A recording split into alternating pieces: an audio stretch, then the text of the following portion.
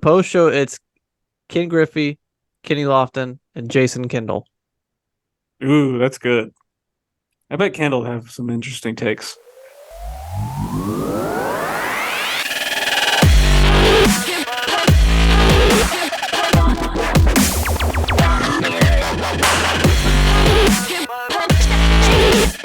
Welcome back to another exciting edition of Rake Position, where four lifelong friends are living out their dreams from the comfort of their chairs. I'm Aaron, the host, and guys, after last week, I listened to last week's pod. This is the first time this jersey has been worn. Nice. Where's the signature? Nice. It's right in the silver, right on the pod. Oh, I see it. Yep. Yep. I didn't want to get. Oh wait, yep. I didn't see it. Can you try that again? This is going to be riveting for our audio Listeners, this is a signed Freddie Freeman jersey. The signed Freddie Freeman jersey. That The says first Braves time on the I have front. worn it. What? You couldn't even put it on? No, I have not put it on. Did you cry with each arm that you put in the armholes? Yes, it is. I watched it with my tears the first time I wore it tonight. So I'm the host. Enough about me. Who's next? I'm Joe, the groundskeeper. This next guy up, they say he has a face for radio and a voice for silent film. I guess that's me. I'm Jaylee the Rover. What a weird segue there. But does anybody else, when we're sitting here getting ready to start this, you picture the beginning song in your head and imagine what you're supposed to do in that time? Because that's me every single time. So Thanks, Ben Sounds, for dubstep. If anybody wants to write us a theme song, we'd probably take it. We're not too picky. I'm Corey the Stat Man, and I have a cool hat again. Check out my hat. I would say it's cool. Before with we a get hat, a for new sure. theme song, we need an appreciate or reinstate stinger, because I'm guessing Joe still doesn't have it yet. It's a busy week. We're calling him out every time. Why was it so busy, Joe? You look pretty good there, man. Yeah, well, real quick for our listeners, Corey is going to try to not show his eyes the whole time. He has an extra large Houston hat on, so hopefully that's our thumbnail. But I thought something looked better today. yeah, ooh, Boom. easy. Wow. Well, the three of us, the three amigos, ooh, that actually works. The three amigos hit up Kansas City over the weekend, and in the month of what is it? Month is it September? Hispanic Heritage Month. We saw two Kansas City games. They played the Astros both nights. First night, we got a sweet hat. If you tune in on YouTube, you'll see mine. It's kind of glary. It's more like The bright hat. yellow. Yeah, it's bright yellow rather than dull looking. And then we got what's this, KC Monarchs jersey? I'll stand up for the viewers. So yeah, that was a lot of fun. My quick impressions of the trip was it wasn't my favorite ballpark, to be honest. I think maybe these other guys disagree with me, but they have a lot of fountains in the outfield, which if you've ever watched Kansas City on TV, you know that. And the scoreboard was cool, but I just think for the outfield, you should have like bleacher seats, and that's where I would go sit because I think that's the best seats. It was really in the middle of nowhere, which I've been to Arrowhead, so I already knew that. I think one of the other guys made mention that the limited amount of fans were very passionate and definitely let you know that they were there, and they did. The fans that were in the stadium, which it was limited, they were cheering hard, so it was a good time. Yeah, I agree. Great stadium. There was a lot of blue. There was a lot of orange, actually. Fountains, water, spraying. What did you think of the gate? What did you think of the entrance that we went in? I thought the spacing of the verticals on the gate was a little too far apart. I was concerned that kids might get their head stuck in there. Well, Jared did. Yeah, I'd like to. Actually, Joe broke a fence, so that's all right. That's true. But yeah, great stadium. Probably top 6 for me. Nice. Yep. I'm glad you had a good Thanks, guys. time. Yep. Now, most of my family, it's my mom's side of the family's from Missouri. A lot of Kansas City fans in my family, and I know they all love the stadium. So I was going into it with pretty high expectations. It was a nice stadium. With it being so open in the background, usually got something cool to look at, a river or a skyline. All it was the amazing Hotel Lotus and an interstate. There's nothing else to look at. But the home run celebrations were cool. Like the scoreboard's awesome. It's the shape of the crown. And they got fireworks, and then the waterfall starts shooting off everywhere. So the celebration was cool. The atmosphere was great. And yeah, I echo what Joe said. Awesome fans. Kansas City did well. It's hard to root for a team when you don't even have 50 wins yet. But they got some fun, young, exciting players. Nelson Velasquez, Corey, might be my new favorite non-Brave. That dude, I mean, he doesn't look lost. His swings aren't crazy, but when he hits it, man, and he has good at bats. Like, he's just putting up good stats. So it'll be fun to see how good he continues to hit. They had him playing in the outfield instead of DHing. They had other outfielders DHing, so I was surprised by that the first game. But he moves well for being a big dude. Yep. I'd say I'm super high on Bobby Witt. Oh, that's you're really going out on a limb there. We found Joe, that you got out. anybody We else had to you talk really you like? into it, but Now, Maybe Jay you're Lee, a what do you big- think? Yeah, I don't think there's much more to say outside of that. I definitely the outfield seating I think is a miss, but I mean when you put in all that water, it kind of makes sense, I guess. But no, the atmosphere was definitely cool. I don't know if it was just because they were playing the Astros, that might have been part of it. But to your point, to me, if you add seating in the outfield and you just pick up that stadium and place it in downtown, I think it's gonna thrive a lot more. To your point of like just seeing the surrounding things outside, definitely adds to that. But no, I enjoyed it. I think for the short distance it took to kind of get there, it was definitely cool atmosphere. I agree. Yeah, and Joe said it was celebrate the Negro League museum and everything, games, players, all that stuff, history. That's the word I'm looking for. On Saturday, and we got to go downtown to the museum in the morning Saturday, and that was just neat. Like, learn some stuff that I had never known. So, Corey, I got a trivia question for you because you seem to know history better than most of us do. Do you know who the first African American pitcher was for the Dodgers? He debuted like a month after Jackie Robinson did, and I have never heard this name before. Okay, well, my first question was going to be, is this someone I should know? And it sounds like the answer to that It is should be no. somebody we know. That's my point. Probably. I don't know. Daniel Bankhead. Like, everybody talks about the next year where like Roy Campanella and all these other guys start making it. And then Satchel Paige gets a lot of love being there in his advanced age. But I'd never heard Daniel Bankhead. And we read that on the wall. And then they did this little like 15-minute documentary that we got to sit and watch, narrated by James Earl Jones. Best and voice they ever. they don't even mention it there. They just skim right over it. It was weird. But yeah, We Daniel Bankhead.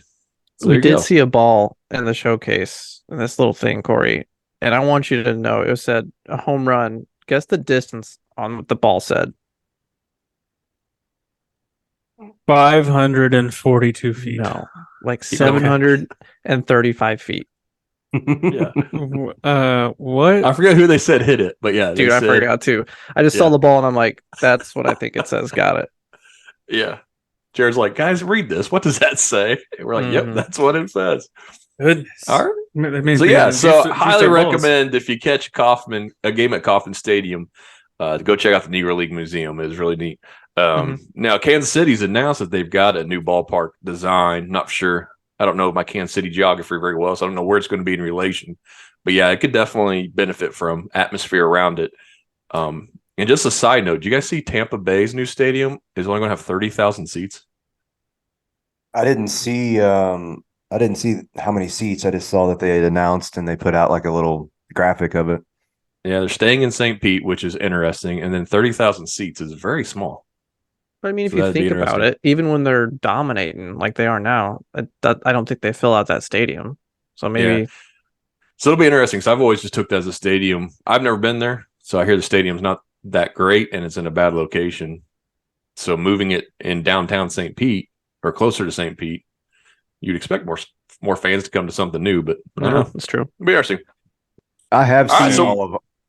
Go ahead. Real quick, I was gonna say I have sent all of our information for design details and stuff to the architects. Oh, nice. So we're Mhm. waiting to hear on that, and I know we have several designs that we could pitch. So just be ready. Yeah, you know, Tampa St. Pete is like a Bay area, obviously. You could do your stadium design, Joe, around a bay, like a harbor, instead of fans in center field.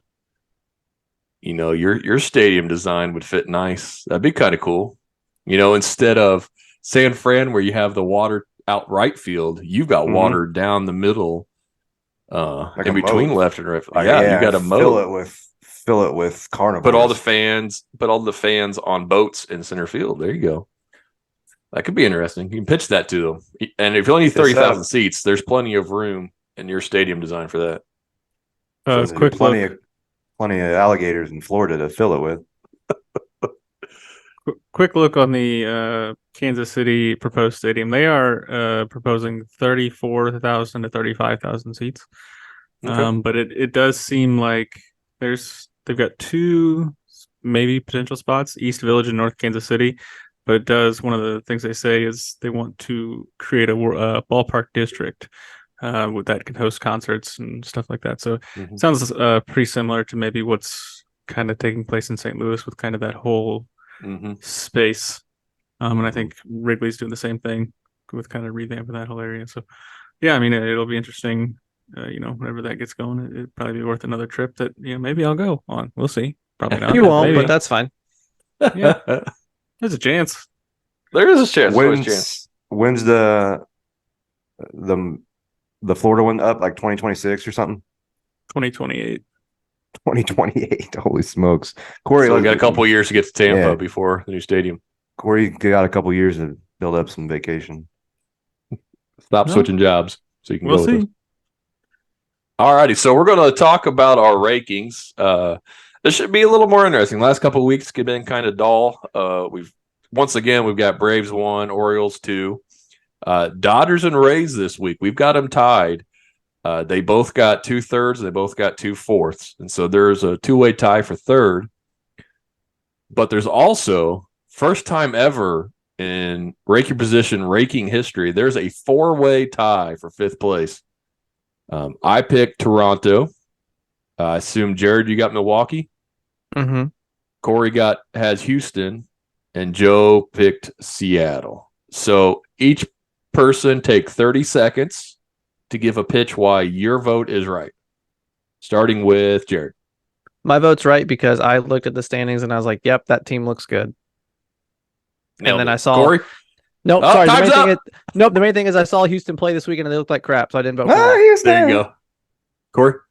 I picked the Astros because I thought all teams were relatively equal, and when it comes to that, I'm going to pick the been there, done that's.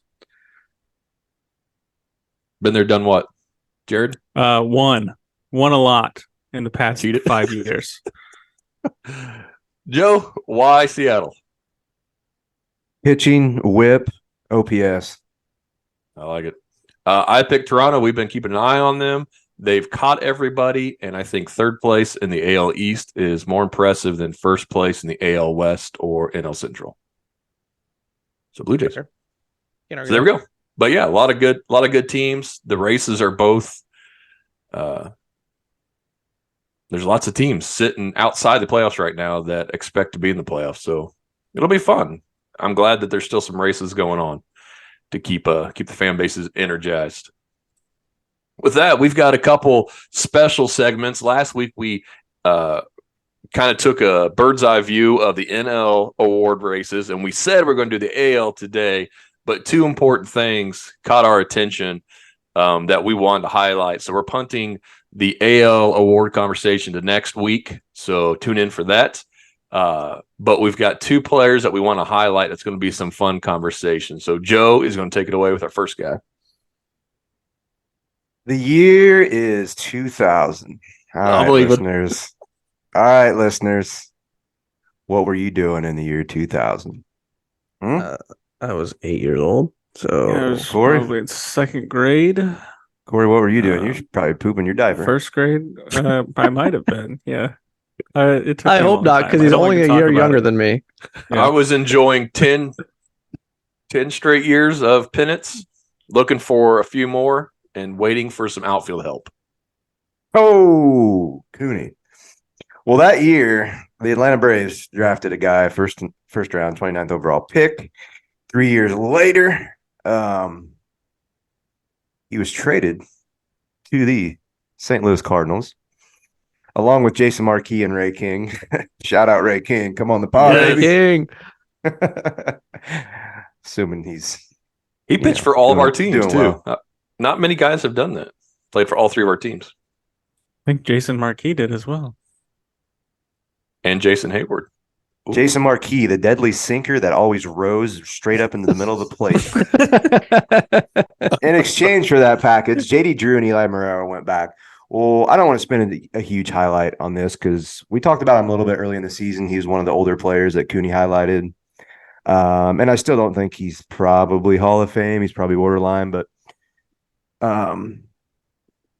when that trade went through, so that's 2003, I get a text. I so vividly remember this text, and I didn't even know you could text back in 2003. Cooney, what were we texting on? Dude, I had Right. I had a Nokia flip phone. That's the first phone I had that could text. And I got it right before we went to college. So we graduated high school in 2003. So I got it at some point that summer. Yeah. Yeah. Maybe that's Well, spring. I get a text from Cooney. I don't remember exactly what it said, but it was like basically, "Hey, thanks for JD Drew for trash." Basically, that's what that said. And JD Drew, I mean, he had a monster year for Atlanta. Was he there just 1 year? Yep. Cashed He out was there- with LA. Yeah, he was there 1 year and Well, finally put it all together with all the talent he had, and never quite could do it in St. Louis consistently. Eli's a solid player too. But anyway, the guy we're talking about is Adam Wainwright. He got his 200th win finally the other night. Man, it was looking like he wasn't going to get there. When you give up 9 in the first, in half your starts, it's hard to get wins. But he pitched a good game the other night. I'll kind of end talking about him with my favorite memory, which is probably a lot of Cardinals' favorite memories. It had to be what? Oh shoot! Now I'm not gonna remember what year it was. One of y'all can probably help me with the year. It's probably like 2000. I think it's 2006 or right around there. But I was at home, probably on break or something from school. I think my brother was home as well.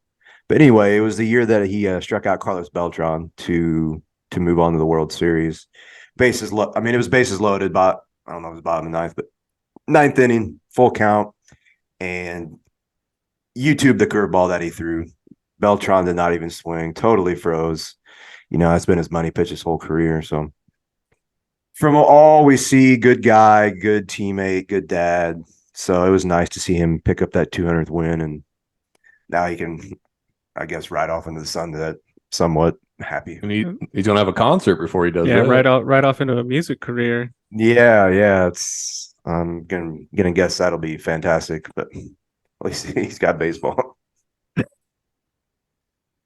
Jay Lee, you got any favorite memories? You probably watched this. Yeah, I think you can't mention Adam Wainwright without mentioning that one. But I think for me, mine are kind of a little bit more recent, just because those were on the largest scale, like heading into the World Series and being a closer there. But one that always sticks out to me is actually, like, I think a few years ago, when he was mic'd up, I think for the night game on Sunday night, and he was warming up in the bullpen, and he was just doing his normal thing, but like really like talking about like what he does and why he does it. And everyone's got to be like superstitious and things like this, and still maintaining that composure to like get ready for the game, but also like how important that moment was for other fans and people who are trying to make it in the big leagues to do that. And then I think every moment I loved him coming out of the bullpen with Yachty and then like doing their whole thing, giving the fist bump, walking up to the mound. Like, I always thought was super cool. And I think he alluded to talking about Waino last night. He goes, when I got my 200th win, he's like, the first person I thought I was Yachty and how much he's meant to my career and what he's done. So when you think of Waino, you always think of the other. And so I think those are always a couple of my biggest memories, is just the the partnership that they had for all those years, and kind of wishing that Molina could have stuck it out with him to get his 200th. But that's baseball for you. Was Yachty there? Was there any highlights of him showing up? I don't think he was there at the game. No. Yeah, I mean, you guys said all.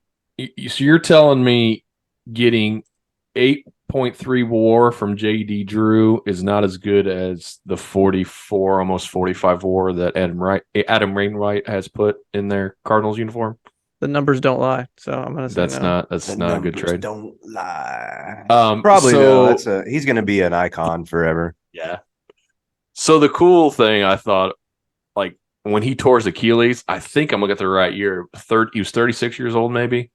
That's getting up there to come back from that kind of surgery. And then the last 4 years since then, he's still got 47 wins, 6 complete games in that time.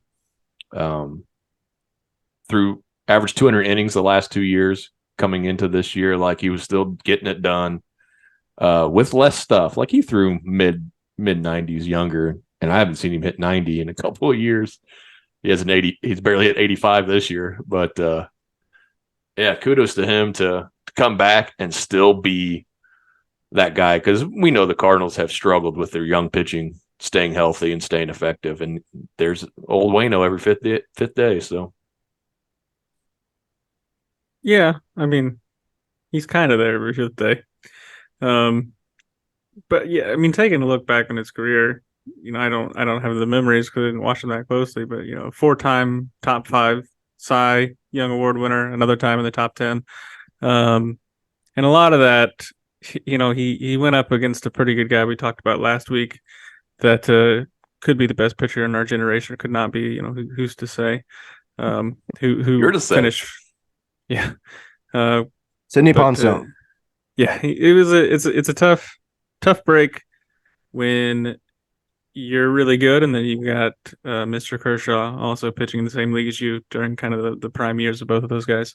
But yeah, I mean, definitely a guy that's always seemed like a good guy.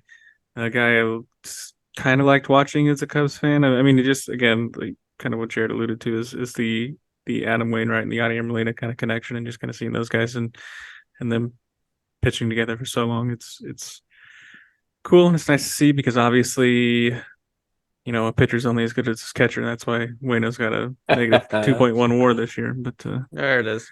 There it is. 2.83 ERA in the playoffs too, man. That's 114 in the third innings, and his ERA is under 3 in the playoffs. That's pretty awesome. When they had him, go ahead, Joe. When they had him and Carpenter, like when they were both healthy, Waino's 6'7", Carpenter's 6'6". It was just always, not that they're on the field at the same time, obviously, but they would show those guys, and they're usually a head above everybody else because they're so tall.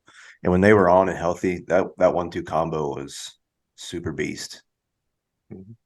So Waino's first time finishing in the top 5. He got 3rd. Carpenter got 2nd. Tim Lincecum won it that year, which I think Lincecum rightfully so. Oh, for sure. But yeah, the Hall of Fame discussion I think is interesting, and I think we've maybe had it on air or definitely off air before. But I think the big thing for his case is how much do you weight the playoff performances? Because if that could be a pretty good bump for, I think, some writers is kind of the clutch playoff stuff. And I compare his career a lot to John Lester's, pretty similar numbers. Wainwright has obviously pitched for a little bit longer. John Lester also ended with his career with 200 wins, coincidentally enough. But again, you look at the straight regular season stats, and I would say he's probably not there. But, Wainwright, Lester, 2 of the guys that if you're in the playoffs, you're going to put them out there for a game 7. You're going to put them out there if you need to win a game. And they're both guys that'll come out there on short rest and give it everything they've got. Not to bring this guy back around, but I would have put Madison Bumgarner in that discussion, but he's I knew it was coming. Seemingly fallen off of a horse, maybe would be apt for him this year. Big horse. Nice. Yeah. So I think Lester is a good comp. Well, you got to bring that Cubby in there. They both of these guys are like, I don't think they'll get voted by the writers because writers will focus more on the stats, but they both seem like guys that will get a lot more attention with committees, era committees later on, and be more likely to be voted in by their peers after the fact. Yep. So I wouldn't be upset if they got in. Be a little bit surprised, but would be happy. With that being said, what's that? It's just weird how I had both these guys pulled up. It is weird how similar their careers are. Like Lester's also a 4-time top 5, or only a 3-time top 5 sign, and another top 10. And just, okay. Talking about Hall of Fame, Jared, you look like a Hall of Famer there. What do you got for us? Nick Markakis? Well, yeah, thanks for that. Guys, what episode are we on? Who's keeping 24. For my non-Spanish speaking friends, that means 24. Yeah. Let's talk about the number 24 for a minute. Love the show. I'm not talking about, what is that show? Was that Jack Bauer? I actually didn't watch it. I just wanted to be With Sutherland. Yeah, I think so. Anyway, we're not talking about that. We're talking about my favorite player. We're talking about your favorite player's favorite player. We're talking about the kid. We're talking about Mr. Ken Griffey Jr. Figured we had to do a little segment for him for being one of the best to ever do it and one of the most electrifying players I'll ever say. So I wrote down some stuff about our boy Ken Griffey. Some I'm on the pod. Please. I will quit if he needs a spot. We'll all quit if you want our rights to our podcast. We'll all quit. It's just Griffey interviewing himself. Welcome to Rake Your Position. My name's Ken Griffey Jr. I'll talk to you about photography. That's it. And we get 1,000 views. You get 1,000 views.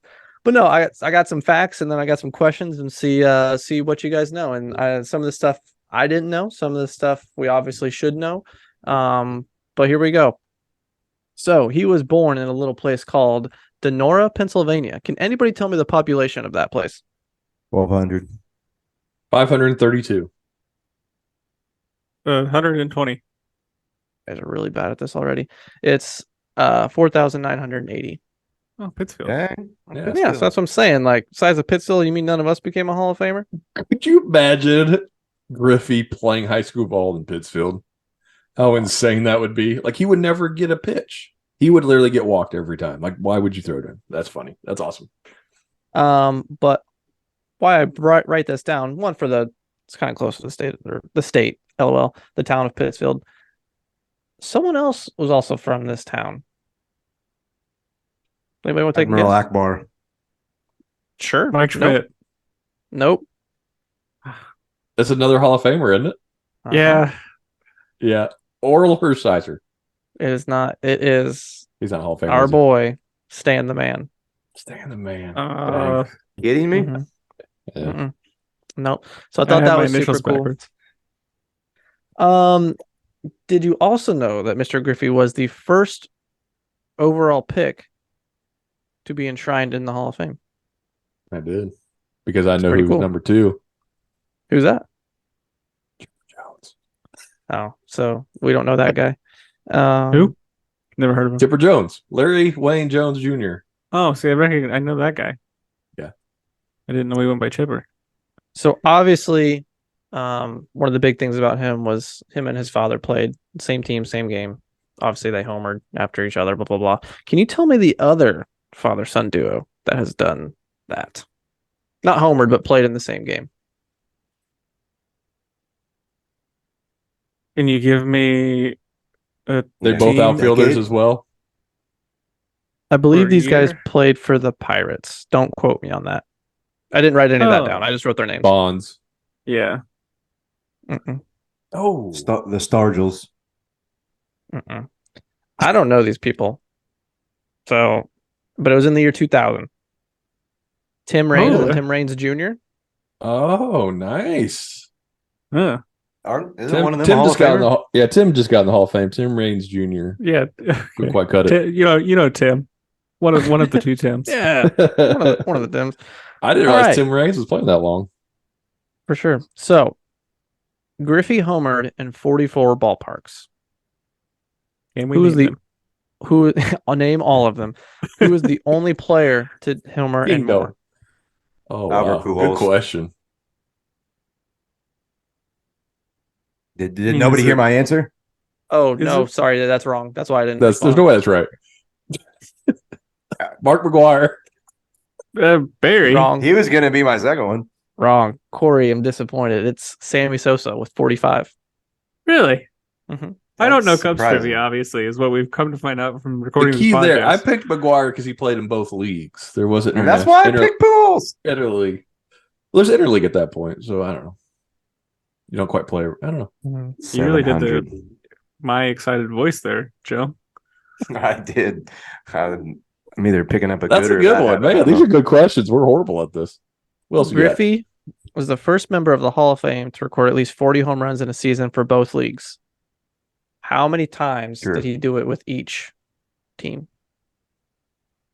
So, It's not true or false, Darth. no. So, how many times with the Mariners and how many times with the Reds? So wait. What's the question again? So he didn't do it with anybody else. That's what you're telling me. So, How many Griffey was times the did he first. have? Griffey was the first member of the Hall of Fame to record at least 40 home runs in a season for both leagues. How many times with each team? So the two teams he did it with were the Mariners and the Reds. So how many seasons did he have 40 or more homers? With each of 6 those. with the Mariners, 3 with the Reds. I got 5 and 3. I'll say 7 and 3. I was gonna say 6, but Corey So already said Corey was right with the 6 that. I with was the Mariners, but only 1 with the Reds, which is what surprised me. Yeah, I was wondering. So he didn't do it with the White Sox then? Mm-mm. Nope. Or White Sox. Let me go to some other things here. Dude, these are good.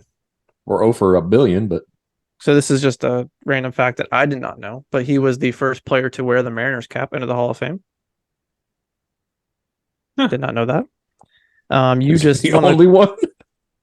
the, Randy one of Groundsel the probably did. one of the you just said it, but I wrote down because I forgot about the other team, but I wrote down what teams did he play for, but you just said all of them, so we don't need to do that anymore.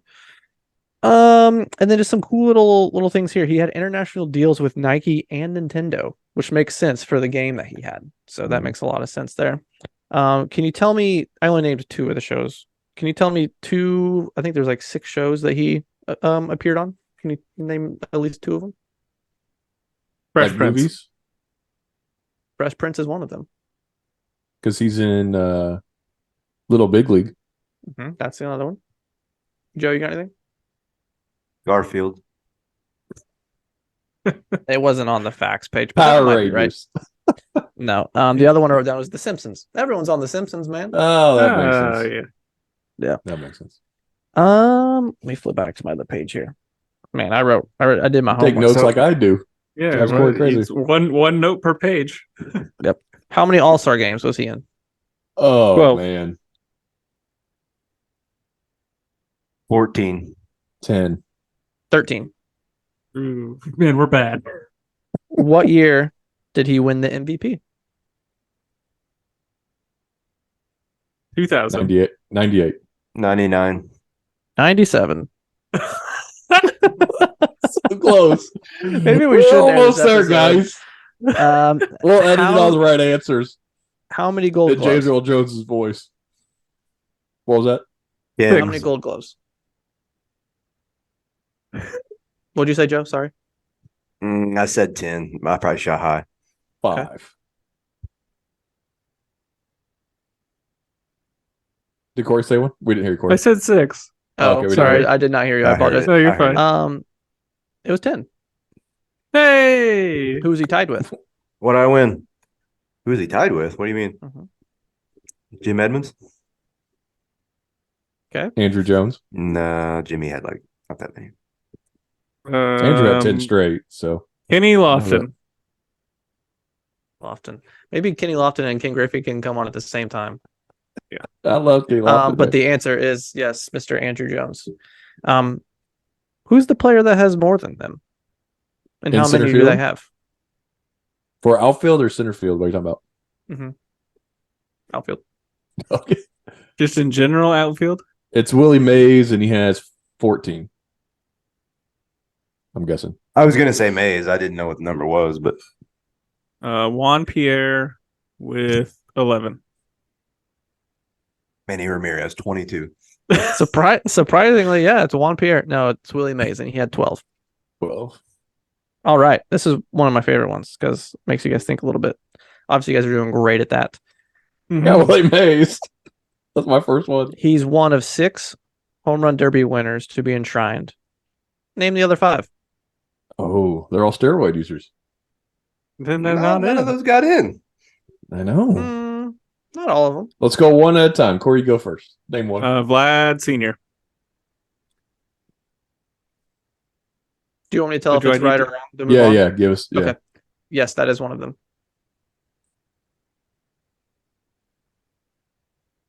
You go next, Joe. No, I'm diagonal. I can't go next. Gosh. Dude, I got nobody.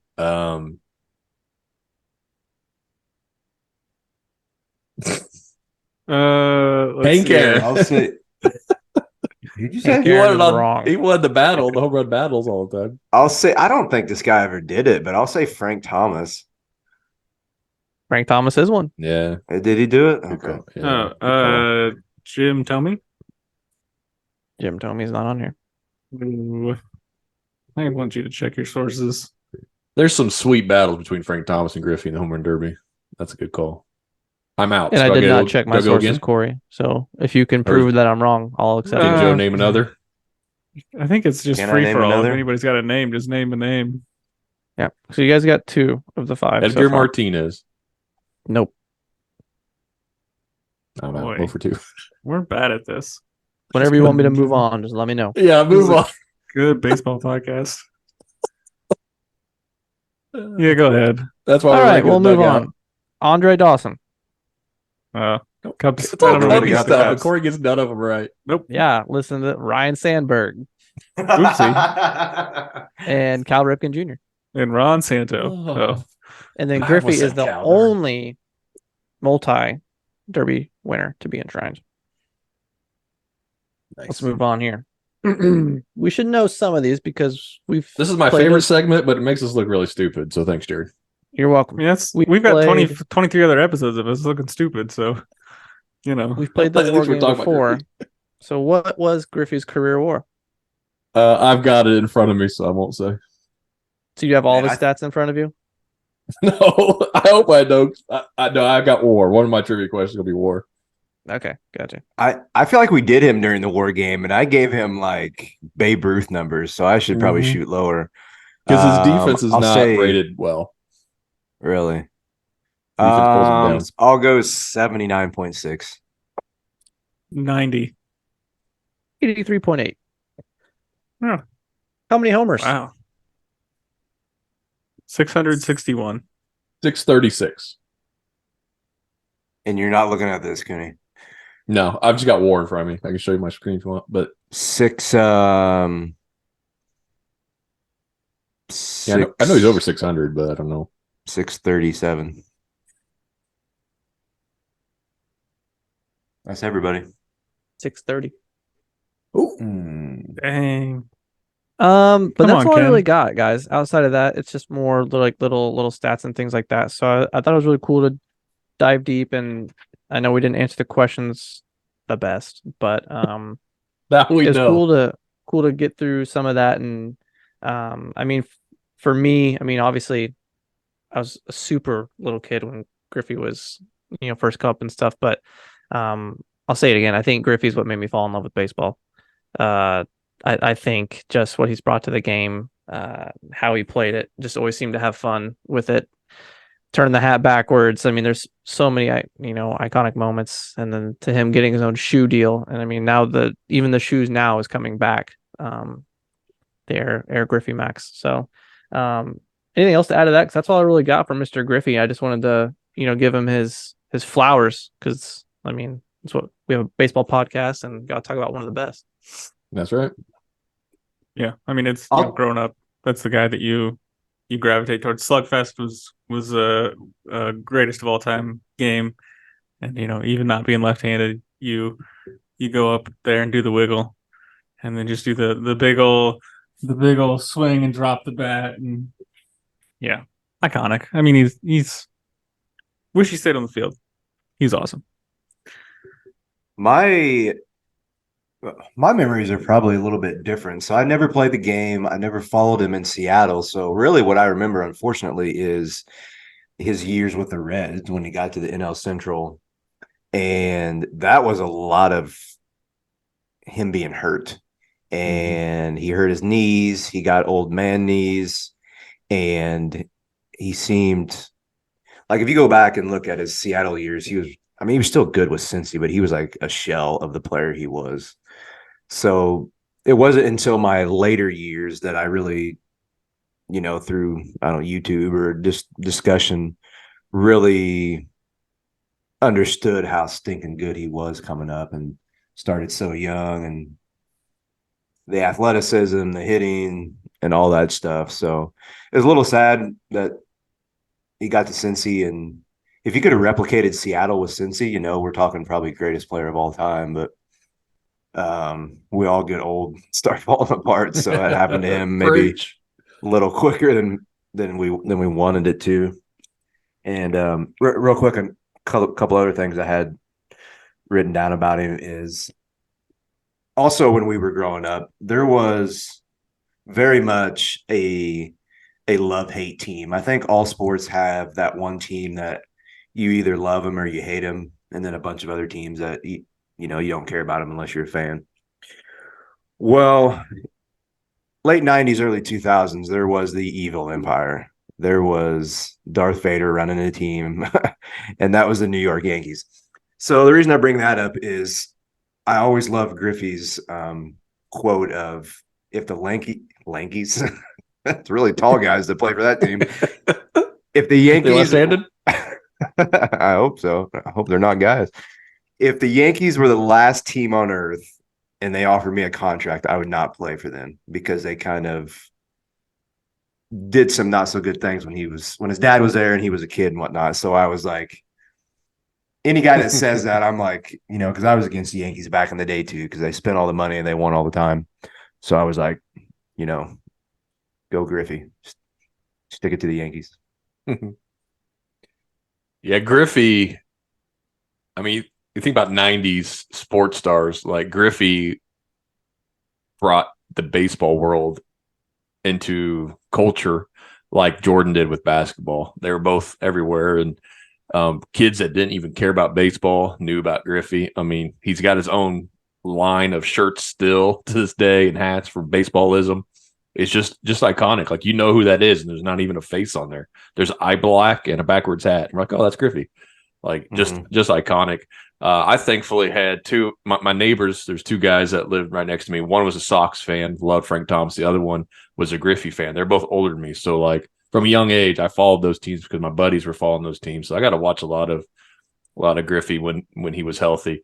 And that's the sad thing. Like, the way he played the game made him so fun to watch, and that's why he didn't play well in Cincy, or couldn't stay healthy in Cincy. But you wouldn't have it any other way, because that Seattle team throughout the 90s was so much fun to watch.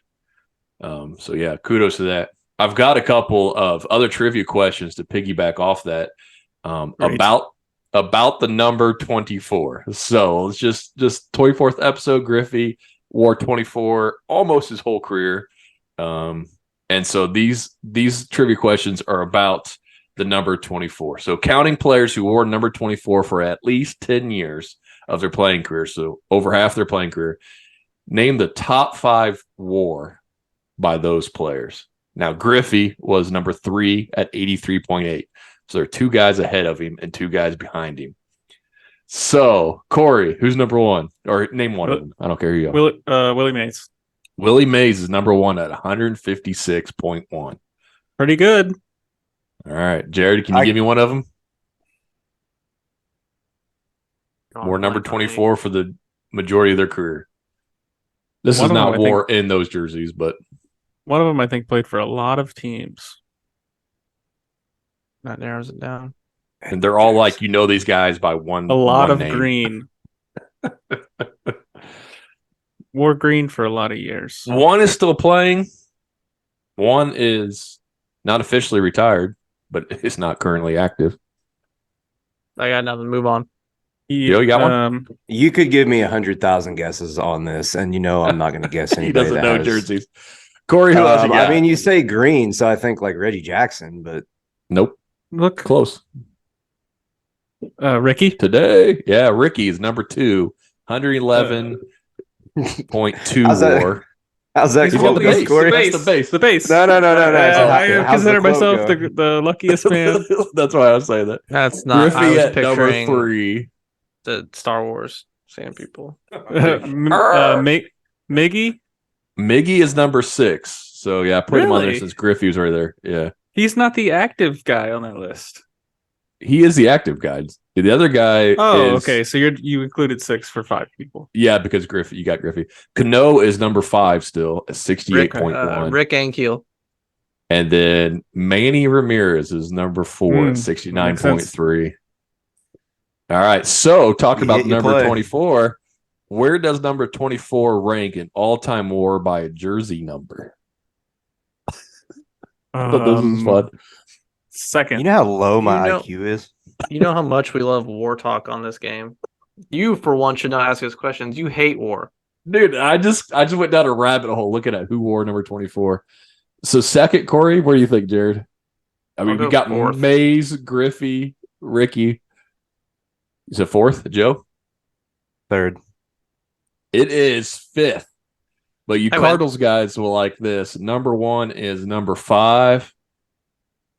Number 5 has 1,989 WAR. That's Pujols, Bench, Brooks Robertson, George Brett. Number 24 is at 1,835. So over 1,000 WAR difference there. No big deal. So there you go. There's some fun extra facts about the jersey 24. What we got next? Are we to our favorite segment in the world? Well, here's a last little bit stat for Griffey Okay. and number 24. Because I went through so Griffey's first season in Cincy was his age 30 season. So basically all his years, or 10 years in Seattle, 1 year in Cincy. So through his age 30 season, he had 438 home runs, which is outrageous. As a point of comparison, Mike Trout through his age 30 season, 350. So he had 88 more home runs than Mike Trout. Barry Bonds through his age 30 season. This is very telling. 292. Yeah. Completely different player. Yeah. So I just picked a couple guys just to kind of give you a point of comparison there. But like, just to, again, Joe kind of talking about how if he could have replicated it, any sort of similarities, the years he had in Seattle for a few more. He would have had Years, 800 like, home runs. Yeah, I mean, he was on track easily for 800. greatest of all time sort of stuff. And never had the steroid asterisk by any sort of anything he did. So, but yes, now let's get on to appreciate or reinstate. So, Joe, if you want to go ahead and take your bathroom break, we could just kind of riff for a little bit. I was about ready to get out of my chair and walk away. So, no, on this, I'm hoping this one creates some good discussion because it's about baseball, so we should discuss it anyway. Good. That's a good idea. On this episode of Appreciate or Reinstate, which if you're just now tuning in to this segment, this is where we look at some things that used to be in the game that are either no longer in the game or maybe much less prevalent. And do we appreciate that it used to be a part of the game, or do we, through massive social media influence, try to get these things reinstated into the game? Jay Lee, what are some things we've looked at so far? I think last week we looked at the old knuckleball. Week prior, I believe, was stadiums, right? Mm-hmm. Yep. Old timey stadiums. Oh, then our lovely, lovely steroid talk. Correct. And we've had Lovely. a few more thrown in there. Mm-hmm. Crazy pitching deliveries.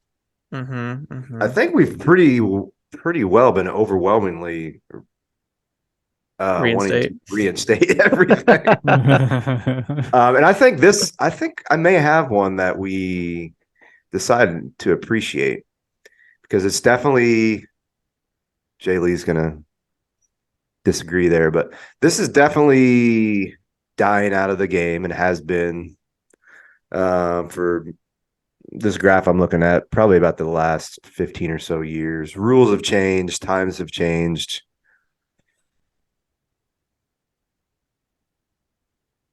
And it's a different time. They've changed, I've heard. Times have changed for sure. Anyway, The times. Yeah. hey, Corey, Yes, Joe.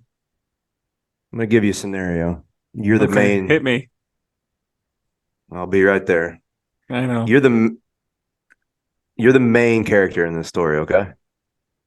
Okay. Let me. Okay. Should I put on a cool jacket? You can put on a hat. All right. So envision this ball player. They're 0 for their past 48 at the plate. Uh-huh. There's a reason. I can't see. Corey has put on his Houston hat again, and his eyes are now closed or covered. So, what's something you might do to try to break out of that slump? Could be in the batter's box. It could be in the dugout. Give me an idea. Sure. Dude, he's laying on a trash can. What's something you might do? Probably because what they say. I don't know if I can say that on the pod. I'd probably change my bat, change my equipment because it's probably the equipment's fault and it's not my fault. I got to fault the equipment because everybody knows I'm good, so it must be something else's fault. Okay, now now the other way. No, you might be getting to this, so go ahead. Yeah, well, I was going to say in this story, you're not slow and right-handed. You actually have a bit of speed, and you're a switch hitter, so there's a righty on the mound. Mm-hmm. Okay. Yeah, listeners, what are you thinking? Let's see what Corey has to say. Maybe I try hitting right-handed against the right-handed pitcher? I don't know what's happening. Does anybody know where this is going? Talk about bunting. You bunt? I'm talking about bunting. I know it's not the most glamorous topic, I don't ever bunt. We're not. Unless it's a squeeze. Well, that's still bunting. Yeah, So when we were in KC, there was some bunting going on. Not a lot, but man, it seems like whenever I watch a game, which has been limited, Cardinals are 80 games below 500. You don't see bunts anymore, even sacrifice bunts. I know the pitchers no longer bat, so obviously that's going to drastically just decrease. The shift has went away, but even when the shift was there, we were not seeing bunting. As a kid, you grow up with learn the fundamentals, and bunting, at least all the teams I was on, bunting was like a little bit of a priority to both practice and then implement in the games.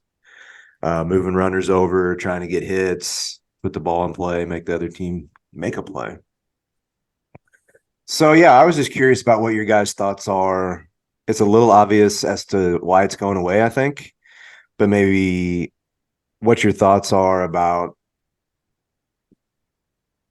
possibly trying to reinstate that, or if you have any really good memories of some sweet bunts you laid down, fill us in with that as well. But what do y'all think about the bunt? I have a screen share for this. So if you guys would like to go first, so I can share my screen and give you my explanation, I'd appreciate it. Can't wait to see that. I'll go ahead and go. I'm a reinstate all the way. Like, I think it's part of the game and you can use it. Now, the only time I'll tell you to never bunt is if someone's throwing a no-hitter and you're trying to break it up that way. Like, I'm talking like in the 9th inning. That's the only time I do bunt. Yeah, don't be that guy. But for me, I wasn't the best hitter. So I think bunting was a form, and I knew I had speed. Try to use it to get on base any way that you can. If Coach Schultz is still listening, I know that he would always, when he'd give you the bunt sign, your job was to get the bunt down, and then you worry about getting on base. Yeah.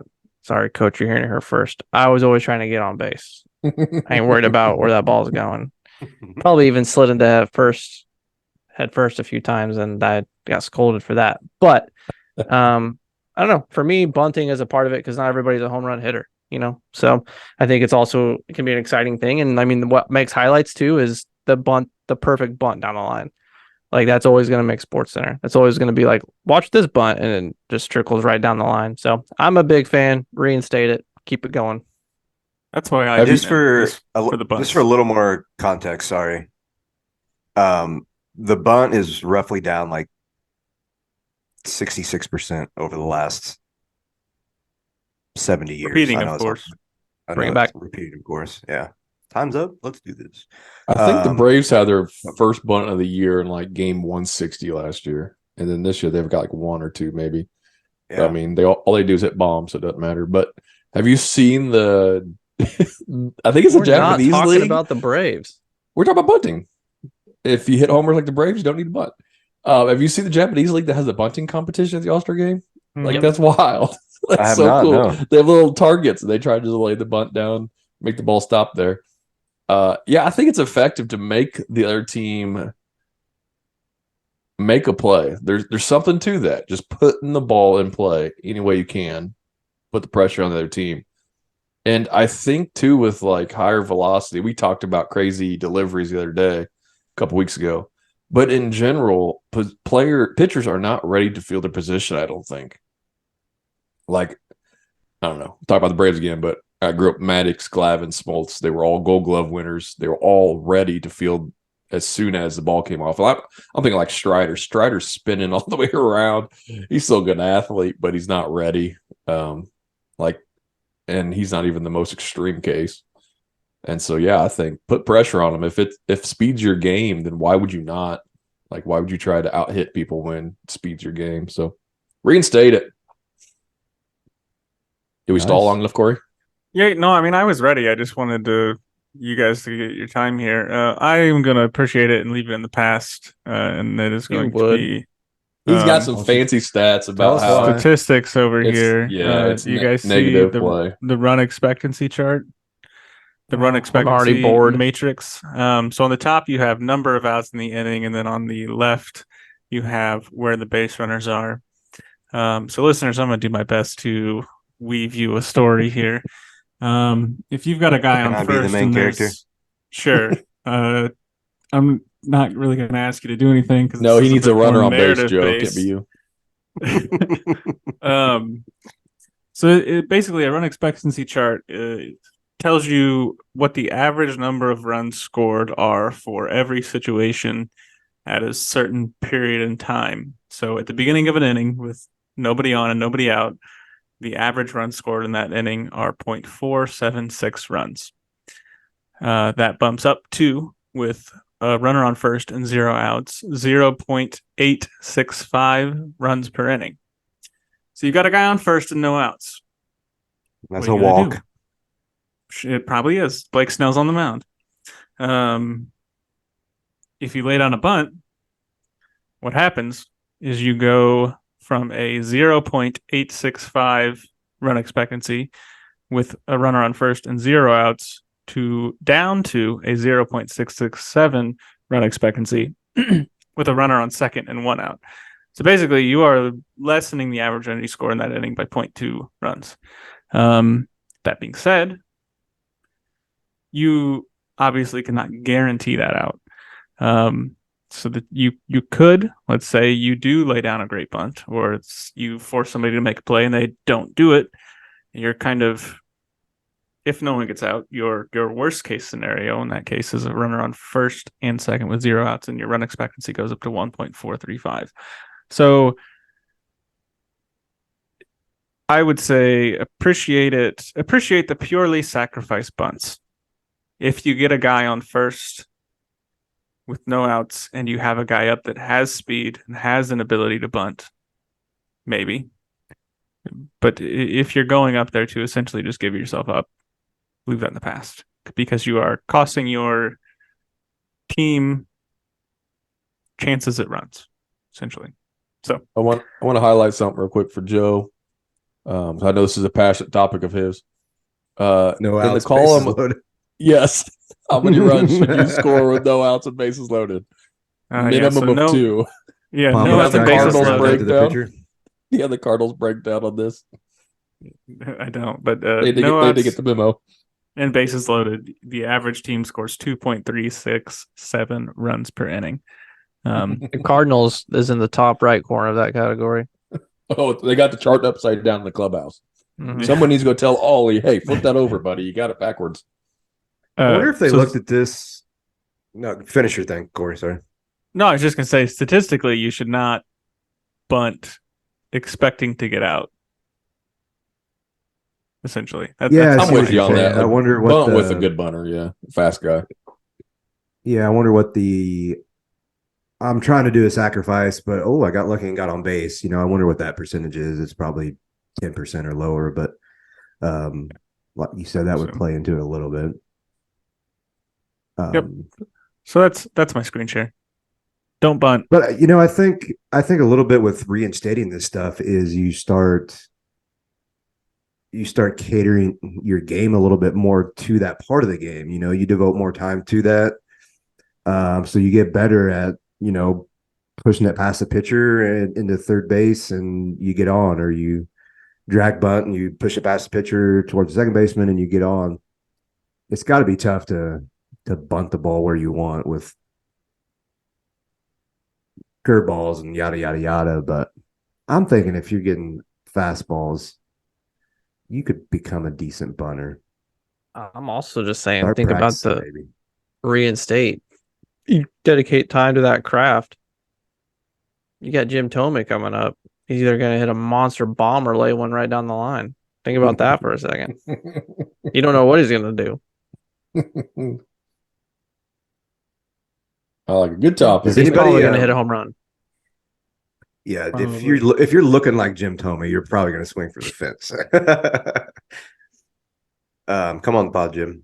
Does anybody have any like, hey, I laid down a sweet bunt and did something cool story? Got the opposite. All right, let's hear it. I guess it's not the opposite. One of my favorite memories, it involves Van Streen again, always does. Senior year, Van Streen's playing third base, and I think Smitty was on second. Somebody was on second. I assume it was Smitty. He was always on second.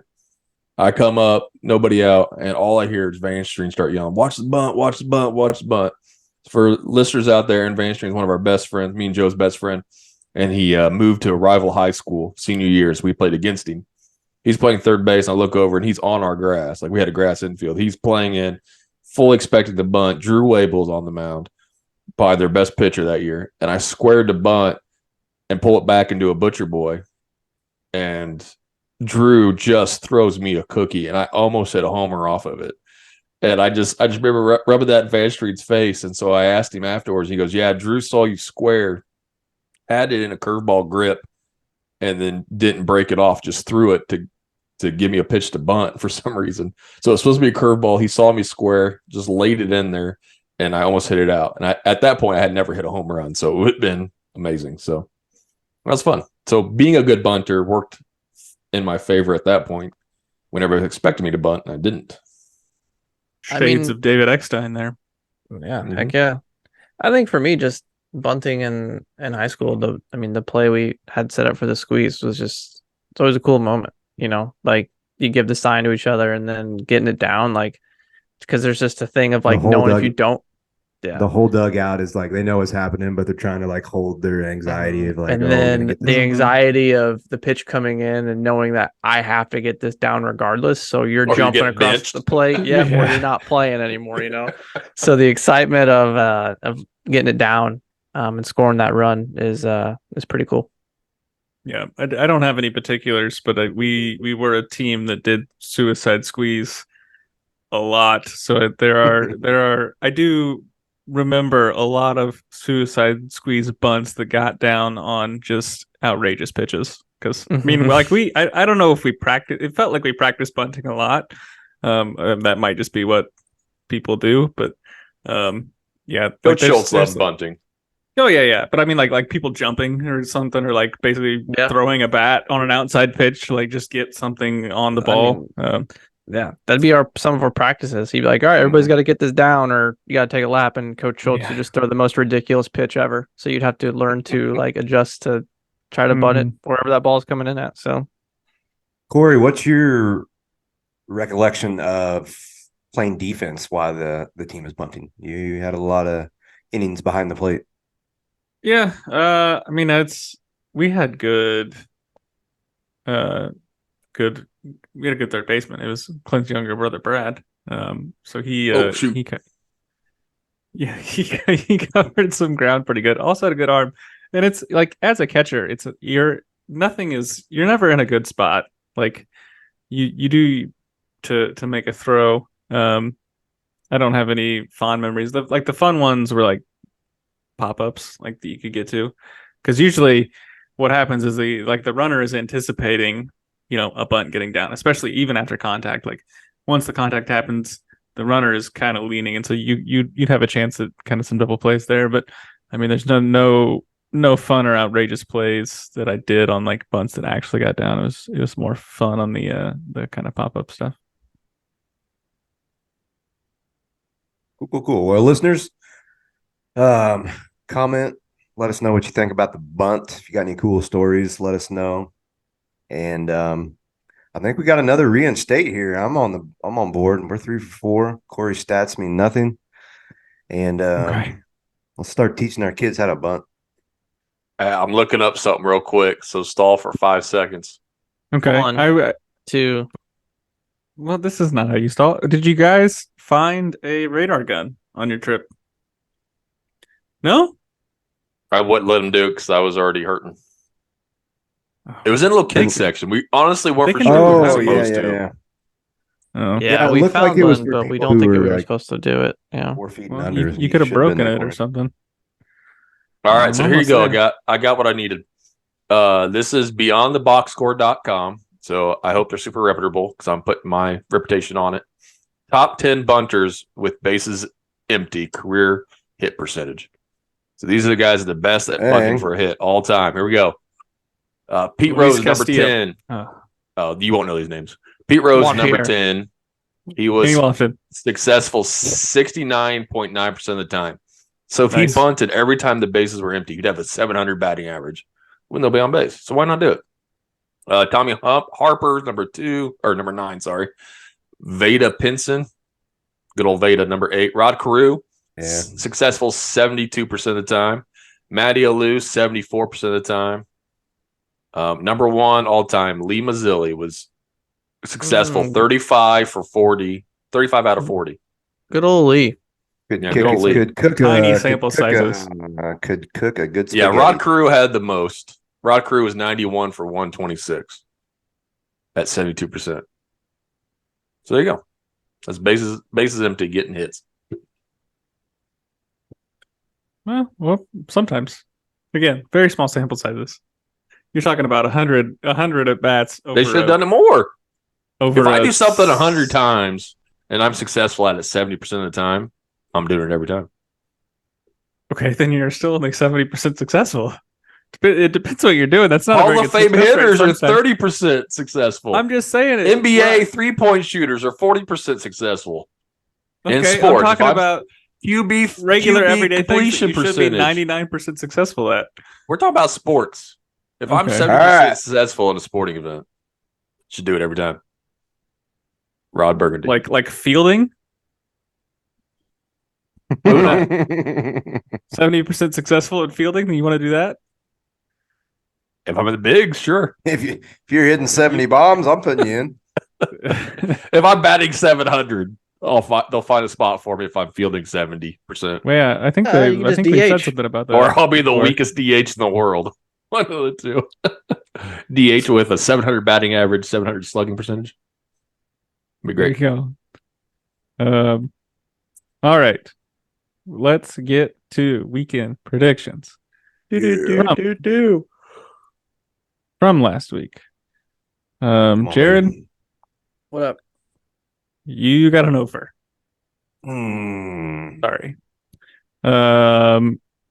Aaron and In a I good- tied in a good with way? 2. No, in a pretty bad way, in about the worst way you could have. It's okay. I shot like a Um, plus 22 at Top Golf, so it all makes sense. Yeah. Hey, Corey, got a question for you. Ever played Top Golf? I have.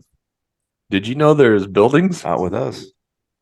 in the virtual Top Golf courses?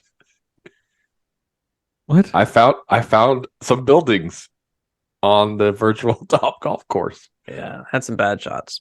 They weren't on the What? fairway. Joe found some roads. What are you guys doing? We were playing this. What We're not good at we were golf. playing Sawgrass. What were we playing? We were doing a virtual course on Top Golf, Like but Pebble we Beach could or not hit the something. fairway. I figured out how to drive though, Corey. So October 14th, you better be ready. Jared's going to Okay. be there. You better be there. We'll see. What? He Back won't be to there. this. I'm about to replace um, you. Well, Coonrod's got to be there. The old switch. The He's switch waiting. golfer. He's waiting for the invite. Well, maybe you should extend it to him. Aaron and I got 2. Joe got 3 for the win of the week. Am I Okay, but back how in the many did I lead? get? You got 0. You got Nice. 0, Jared. Nice. So at the bottom is me and Jared with 49. Also below 500 now. Joe's got 51. Aaron's got 54. And we are going to start this week off with the Cardinals at Padres. 2 teams not really in the race. Somebody else needs to pick these matchups because I'm never very excited about a few of them. But we haven't talked about the Cardinals in a while, so let's talk about them for a little bit. They're probable pitchers. I went through them before we got on the pod. Are guys by the name of Dakota Hudson, Joe's favorite pitcher, Trash. Jake Woodford, Trash. and Drew Rom, which is an Trash. O away from a legendary OOTP player. Since all of the guys are apparently trash, I'm going to take the Padres. Give me the Cardinals. Red Give means him go. the heater. If the Cardinals trot out the lineup that they did tonight, I don't know if you guys could hear that whistle I just did, but that was a whistle of an elite lineup. So I'm going with Cardinals, baby. Yeah. We got the old knuckleballer going. And Michael Waka. You're voting against Michael Waka, Joe? I'm going Hey, Padres. I've always liked Walker, but yeah, I'm voting against him. Alrighty. We've got a pretty important battle of the AL West here with the Mariners Rangers. We have all taken the Mariners the past 2 weeks and gotten it wrong both times. I didn't So- vote for him this week. I'm mad at him. Fool me once, shame on you. Fool me twice, shame on Sue. You. Fool me 3 times. I'm going to try and not let that happen. I'm taking the Rangers. Mariners. Yep, I threw him in my top 5. What did I say? Pitching, whip, and OPS. Go Mariners. I was going to try to Corey and go Texas so that either way I'm happy. So what Because are if you Mariners doing? win, that's what I really want. But if Texas wins, I get the point here. Well, I'll tell you what you want. What you really, really want. I'll tell you So what tell me what I want. What really do you want? I think you want the Mariners to win. I think that's what you just said. So I'm picking the Rangers. All Go right. Go left. Next up, got some pretty decent, playoff implications. The Marlins are still hanging around. Playoff. And then the Brewers have a pretty solid lead on the Central. I want the Brewers to beat the Marlins because then the Cubs have less to worry about because they've got quite a few teams to worry about right now. And not worrying about the Marlins would be great. So I'm going to take Milwaukee. Give me Miami. Does Cueto have anything left in the tank? What's that guy's numbers looking like? He keeps I mean, getting I'm- hurt, so he hasn't pitched that much, really. I'm taking Milwaukee. Terrible. Ami. He's got an ERA lower than Adam Anybody on the Wainwright. Cardinals? Okay. So it's a 6.2 right now.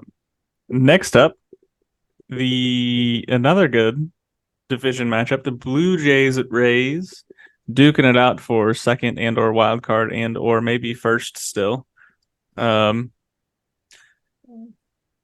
I still don't. I've talked about how much I don't like the Rays the past, month, and they still have won. Actually, I started the whole pod off talking about how I didn't like the Rays. And then they won 12 straight games. So I'm take the Blue Jays because why change my mind now? Because You they're think good. they would have? Yeah, they're good and prove you wrong, and you just eat your words. So I'll take the Rays. Did you say the Toronto is still fighting for first place? I don't know. He's man. meaning Tampa. He meaning Tampa is fighting first place. It came I out think weird. he meant Yeah, Toronto. it sounded weird, but Okay, I'm going with Tampa. Toronto. All righty, and then the highly touted. Side note, Always. Toronto. Yasoi Kikuchi is my spirit animal. Did you guys see his interview? Yeah, he Says he got needs hurt. 13 to 14 hours of sleep per day. And he pitched bad the other day, so he got 11. Yeah, And he was serious. that sounds nice. Jeez. Anyway, the highly touted, always anticipated Battle of the Sox. Are you on Team White? Are you on Team Red? I'm on Team White. Because I like Dylan Cease. They actually have better pitching setup. Yeah. I know. It's not. Nobody's great here, but Tukey. we're doing our best here. Yeah, Tukey with a 35.2% win probability. Team Red. All right. Why did I think Clevenger went to Cleveland? He You started wanted in to do- Cleveland. He's been there before. Who did Cleveland pick up? Giolito. went there. Giolito? They didn't pick Giolito, up Matt at- Moore. Matt Moore's Ronaldo back Lopez. in Miami now, though. See, Yeah. Matt Moore went to Miami again. Interesting. Okay. I'll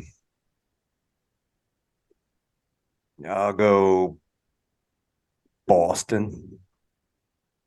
That's awful. Man, I I'm love going like Tukey. I want to crazy. vote. I want to vote Tukey, but it's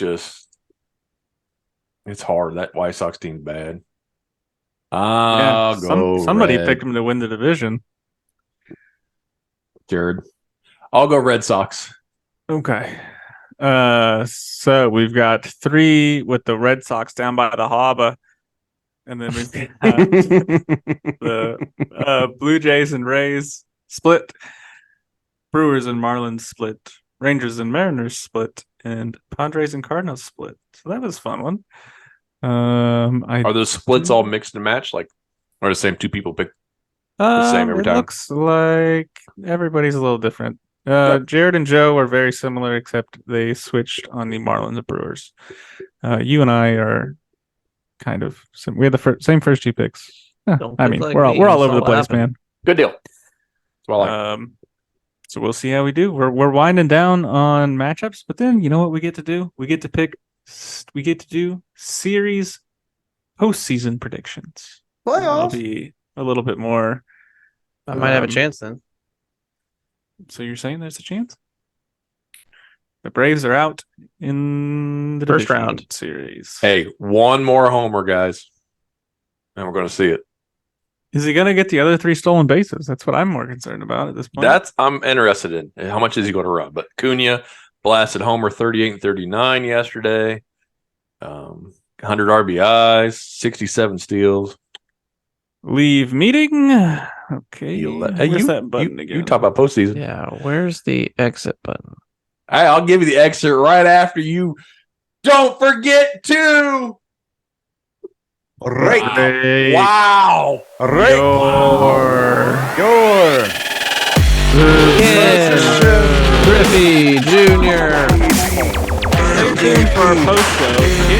Kenny in the morning. Hosted by Ken Griffey Jr. and Kendall. Kenny Lofton. MVP. Oh no! Dude, I'd watch that all day.